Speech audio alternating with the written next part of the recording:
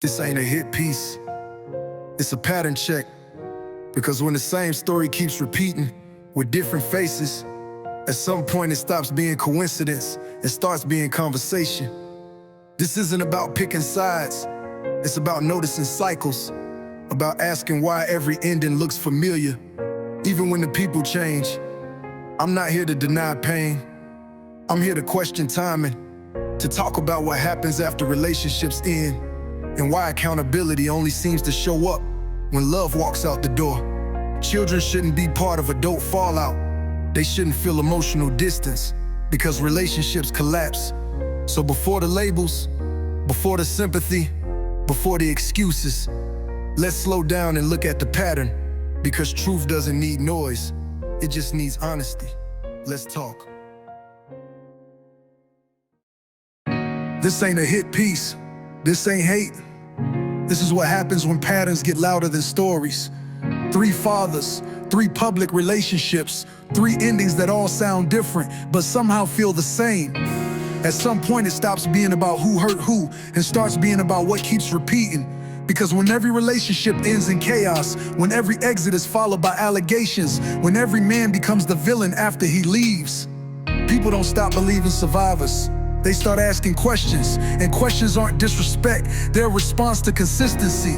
This isn't about one man being innocent. This isn't about excusing bad behavior. This is about noticing that every breakup becomes a battlefield, and the same weapons get pulled out every time. Public love, public fallout, public accusations, private contradictions, and the kids, they keep getting caught in the middle of adult pain that never got healed, only recycled. That's where the word toxic enters the conversation, not as an insult, but as a description of what happens when unresolved trauma keeps driving the car, because toxicity doesn't always look violent. Sometimes it looks like control dressed as protection. Sometimes it looks like victimhood that only activates after abandonment. Sometimes it looks like needing chaos to feel powerful again. And sometimes it looks like never taking responsibility for how your presence changes the room. 3 men walked away, not 1, not 2, 3.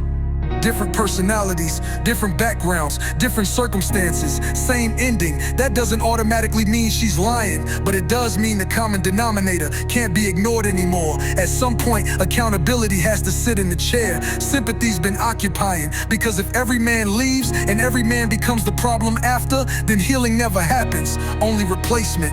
And that's how cycles survive.